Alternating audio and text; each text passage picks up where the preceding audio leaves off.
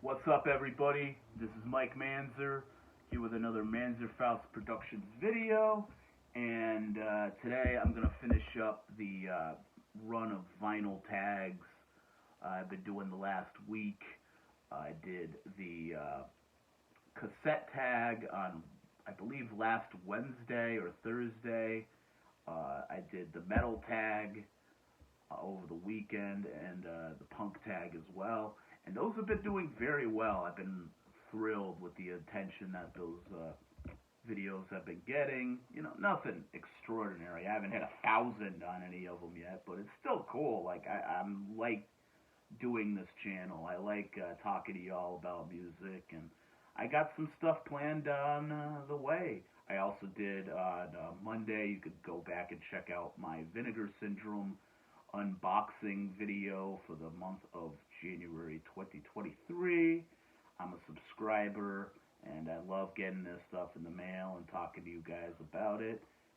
And yeah, so you can go back and watch that. It's a quick video. It's only about 12 minutes, and yeah, and, see some cool Blu-rays.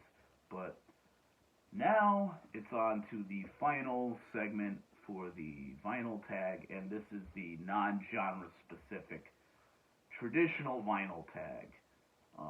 I've been doing these on Facebook in like type form for years, and this is, you know, one of the first times I've been able to do it on video, you know, aside from the 3 I just mentioned. So yeah, without further ado, let's get into it. Number 1, best find of 2022. And the first couple I got at Static Era Records in Milford, Connecticut. I've mentioned them a bunch. If you're in the Connecticut area, more in like Bridgeport, Milford, all that area, definitely check out Static Era. Jay is killing it. He always gets in really cool stuff and a lot of great different kinds of stuff too. You know, he does his fair share of punk and metal and hardcore and all that stuff, but he also has a shit ton of great hip hop there. He's got a ton of amazing like used records he gets in from people and everything. So yeah, I love it in there, and I could talk endlessly about the great work he's doing as a record store. But yeah, so I went in there one day and found this gem, blew my fucking hair away.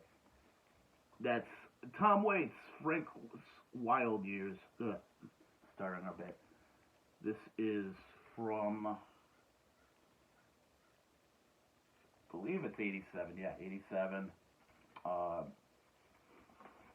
Kind of in the, it's the third record in his like kind of 80s weirdo trilogy with Swordfish Trombones and Rain Dogs. And this is probably my favorite Tom Waits record, personally. It's the one I go back to the most. I love the songs.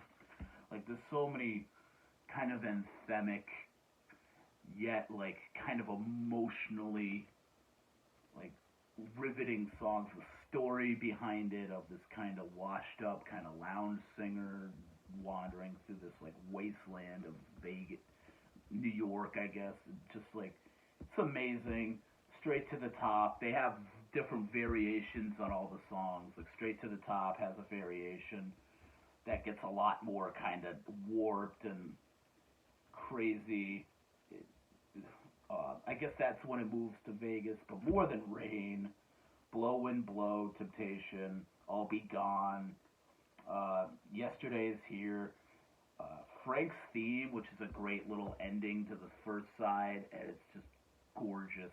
And then probably the standout of the entire record is the ending song, Innocent When You Dream. It's another reprise of a song that showed up earlier, and it's kind of recorded in this 78 style.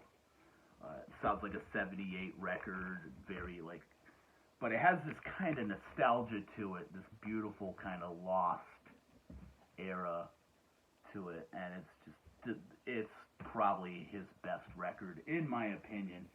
The only stuff that comes really close is probably like Small Change and Bone Machine. So yeah, so Tom Waits, great find. Spent $40 on it, but it's a solid record. Plays amazing, and it's been spinning a lot since I picked it up. So number 2, artist you recently discovered. This is another one from Static Era. This might have even come from Jay's collection, I think. But this band I'm not as familiar with. But they're an early, like a late 90s, that early form of metalcore. We were moving on from like the Strife kind of stuff, and like it was like a post,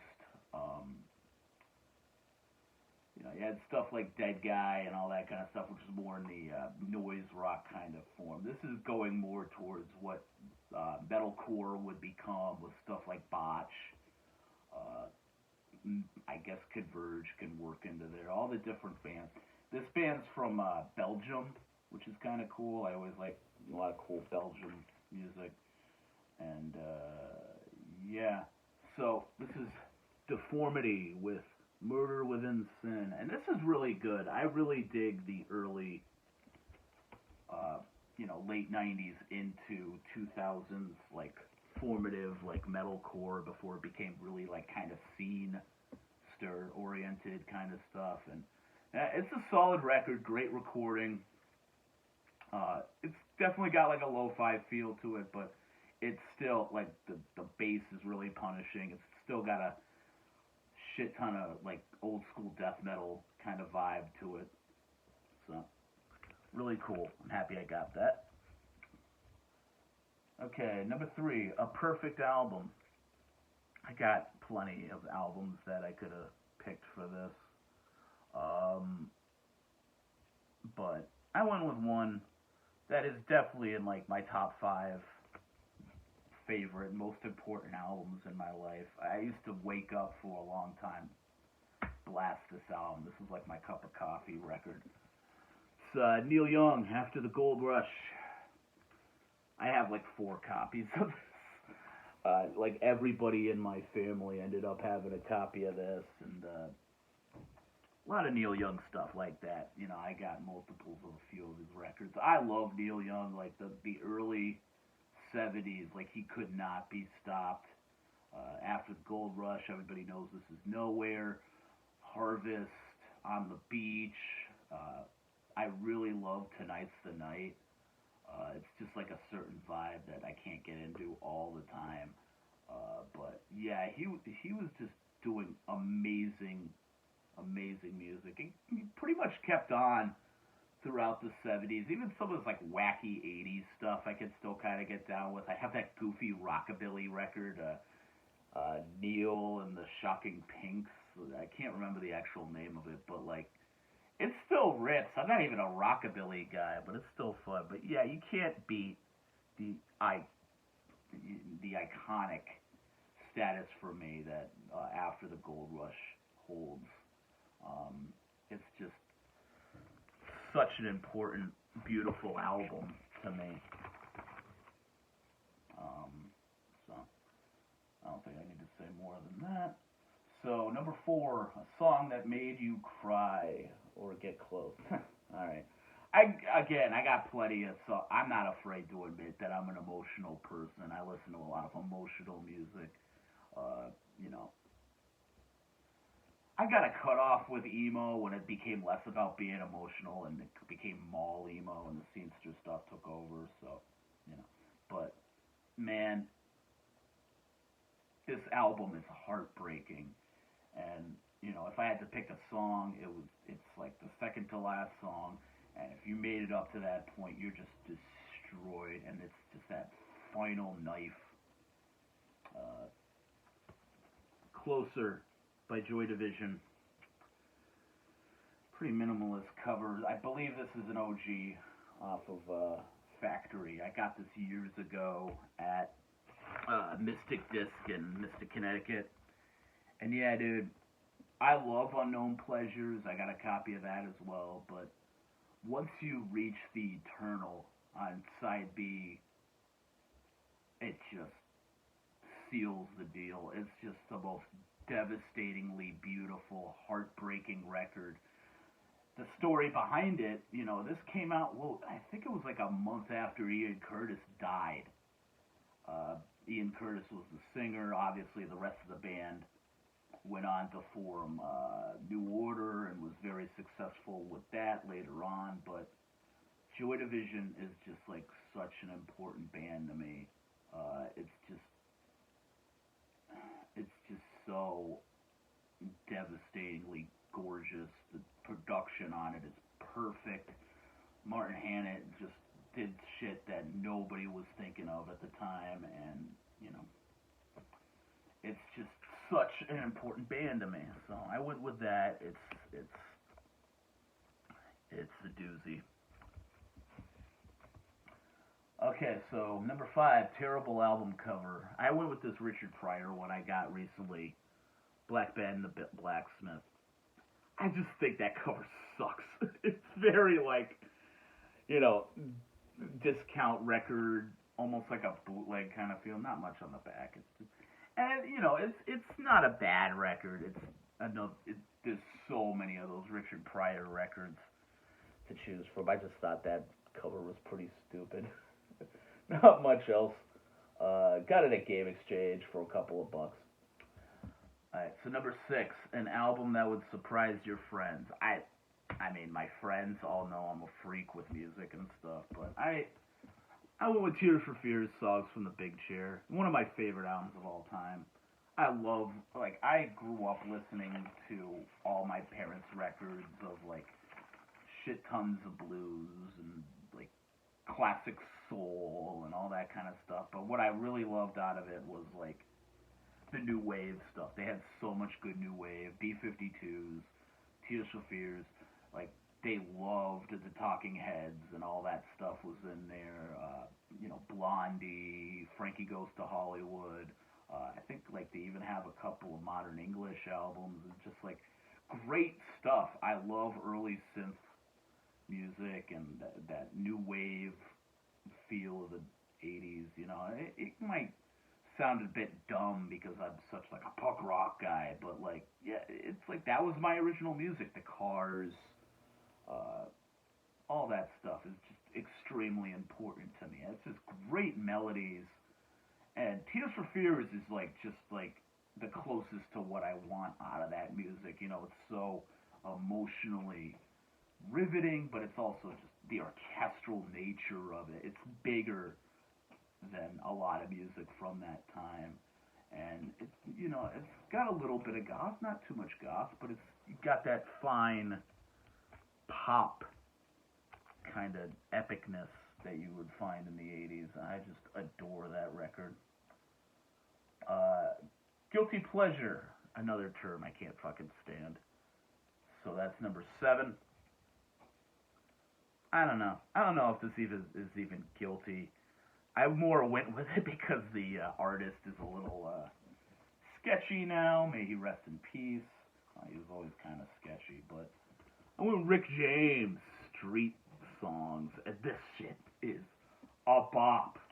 I love this. This used to be I'd come home, if I came home early and I was bummed out from the club or something, just didn't have a good night, I throw that on, automatically I'm in a good mood. I love that record.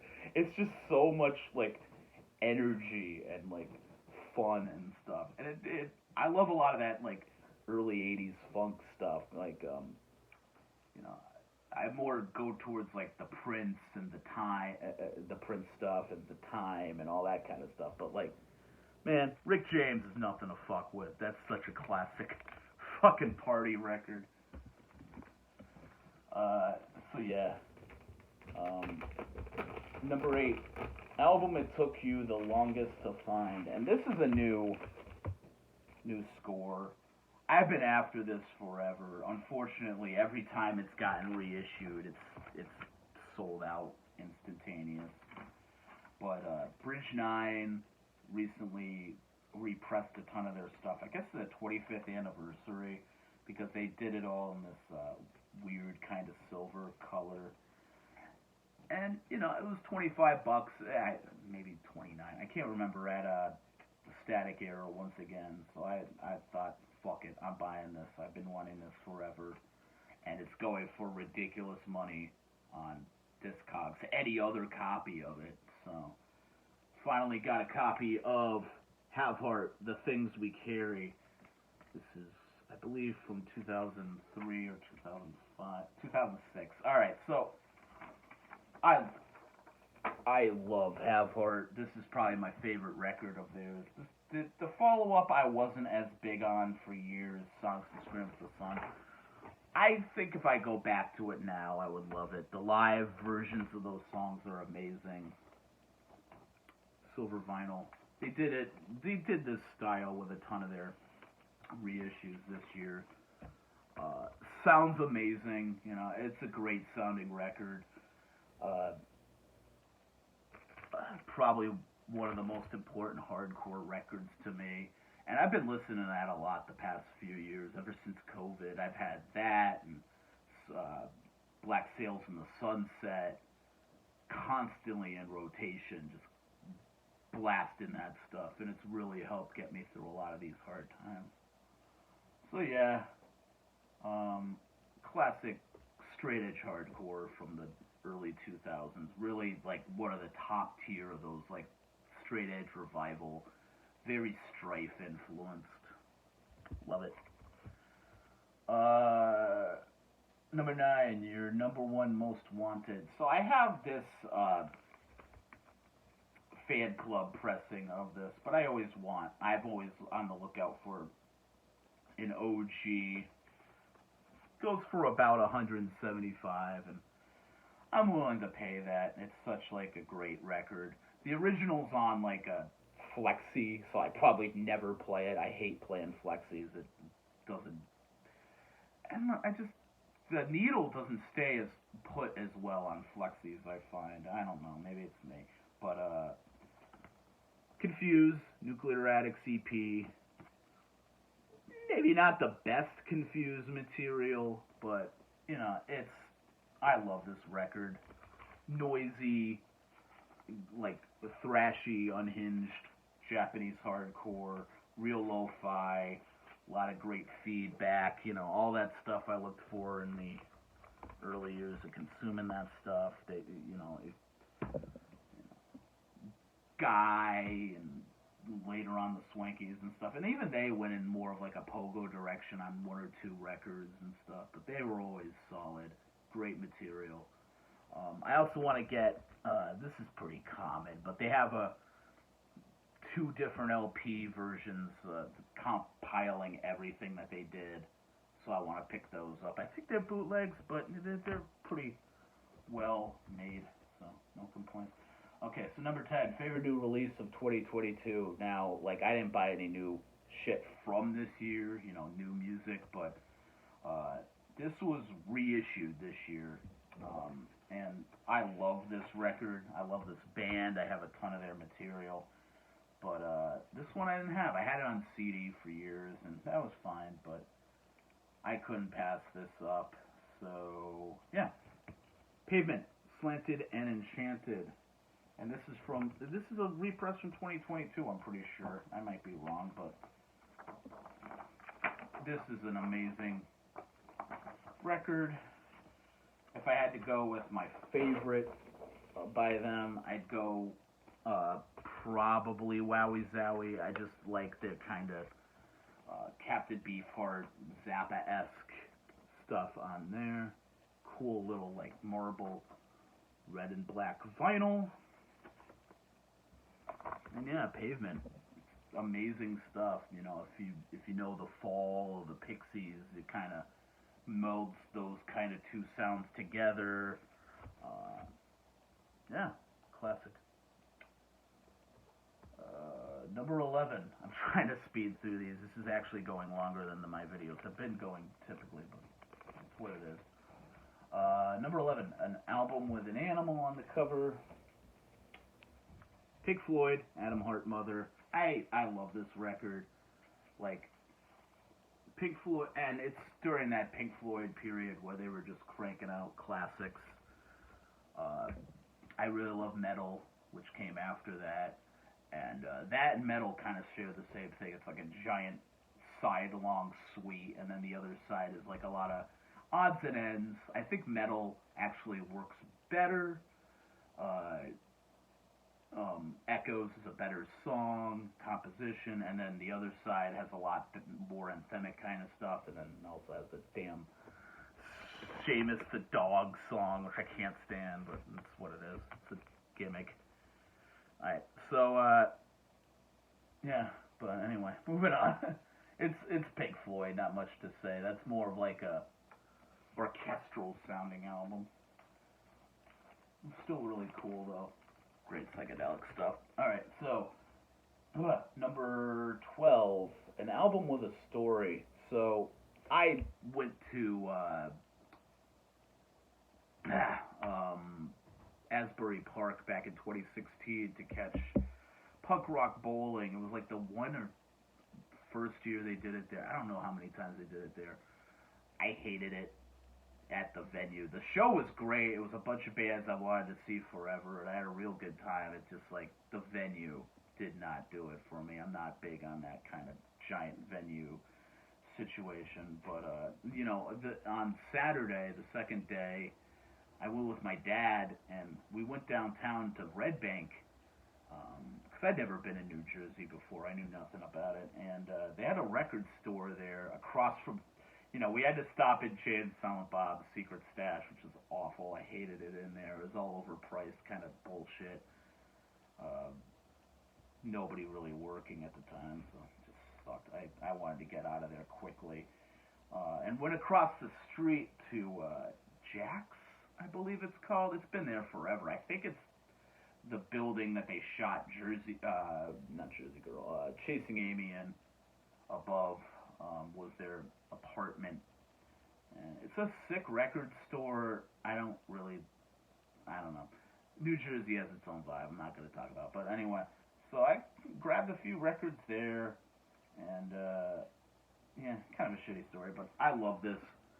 Funkadelic, Electric Spanking of War Babies, great artwork. Just really needed an excuse to show this off.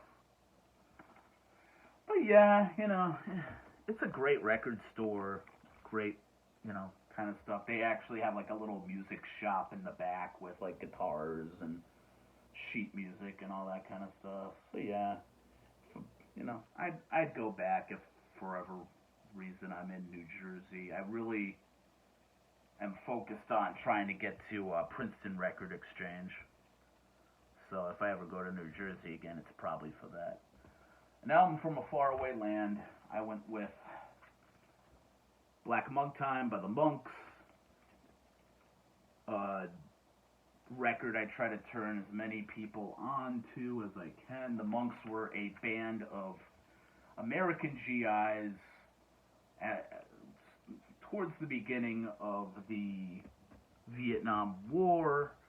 When the Vietnam War kicked off, they were kind of already stationed previously, and they just decided to stay in Germany.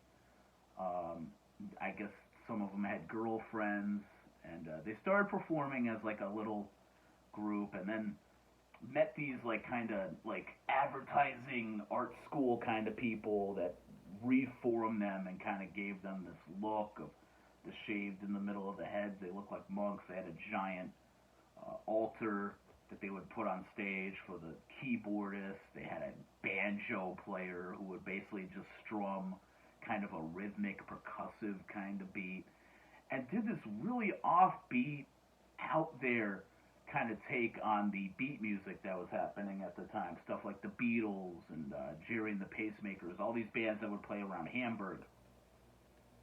And it was becoming a giant thing. They would come up and play this absurd, almost industrial sounding kind of music, and just mind-blowing that happened. And that record has so many different like kind of colors to it and different things going on. It's an awesome story. I recommend if you can find it. I don't think it's streaming everywhere. I saw it years ago, but they have a documentary about him called The Transatlantic Feedback. If you can find that, it's really interesting. Really cool interviews with the band members. A couple of them are not with us anymore, so it's a cool thing. And it has a nice little, I believe in 1999 they had a reunion and played live, and it has some great footage from that performance. So, number 14, your latest rabbit hole, and I'm gonna get more of this if I go over the weekend for my birthday to Red Scroll, but I'm pretty sure I got this at Red Scroll too. But I've been trying to get everything by this band.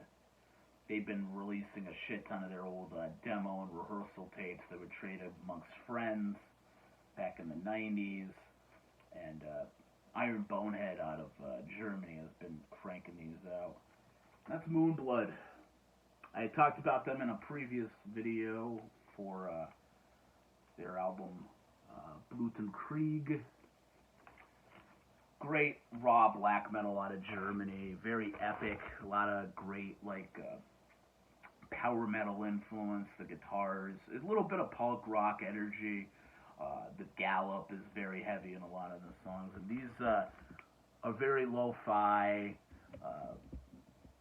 sound like they're coming off of a tape, but I like them. They got a lot of great atmosphere, a lot of great different takes on songs. Very cool. Number 15, the artwork doesn't match the music. I've shown this already in previous video. I'll take it out of the sleeve. But this is an early buy. Got me into grindcore back in the day. Fear of God, Pneumatic Slaughter. Like, I don't know what this is. It looks like you're getting a post-punk record somewhere, but it's just noisy, aggressive, just vicious as fuck grindcore. I've already talked about that in a previous video. Classic. Number 16, best bargain bin find. I got this online for $2. Vanilla Fudge, first record. Really good, sound. Held up very well. Vanilla Fudge has a bunch of covers. Really good version of Ticket to Ride and People Get Ready. I love their You Keep Me Hanging On cover. Their rendition of that song is so heavy and epic, and it's amazing. Eleanor Rigby at the end, really good version of that song. And yeah, Vanilla Fudge, it's like early metal. It's got the Appice brothers who would end up playing with Dio later on, and Black Sabbath and stuff. So awesome record, great. Okay, number 17, an album that takes you back to a specific time. I grew up in the 90s, and this was everywhere. You know, when I was 6 years old, getting into music of all sorts, you couldn't escape this record.